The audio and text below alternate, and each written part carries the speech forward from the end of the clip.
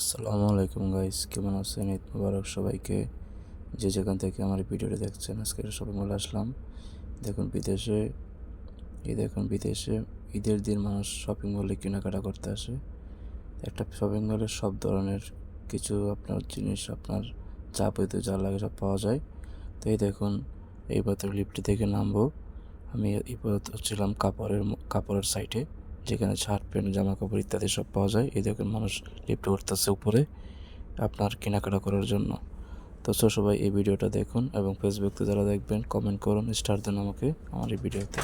এবং যারা ইউটিউব থেকে দেখবেন অবশ্যই সাবস্ক্রাইব করবেন, বেল বাটন অন করে দিবেন আরও ভিডিও পাওয়ার জন্য। এই দেখুন বাচ্চারা খেলাধুলা করতেছে। এই পাশে লেডিস ব্যাগ সুন্দর সুন্দর পাওয়া যায় এবং বাচ্চাদের শার্ট প্যান্ট, ছোটো ছোটো বাচ্চাদের সব কত সুন্দর সুন্দর এখানে সাজানো গোছানো। আপনারা জানেন যে শপিং মলে কাপড়ের আইটেমগুলো সব কিছু সাজানো গোছানো থাকে। তো আপনারা এগুলো দেখতে থাকুন, ভিডিও দেখতে থাকুন।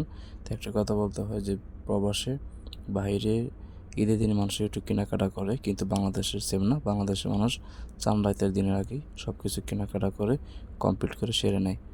এই দেখতে থাকুন, আমার পিছনে দেখুন প্রচুর মানুষ আজকে শপিং মলে কেনাকাটা করতেছে। দেখেন প্রত্যেকটা জায়গায় অনেক মানুষ, যা আপনার তুলনাহীন অন্য দিনের চাইতে।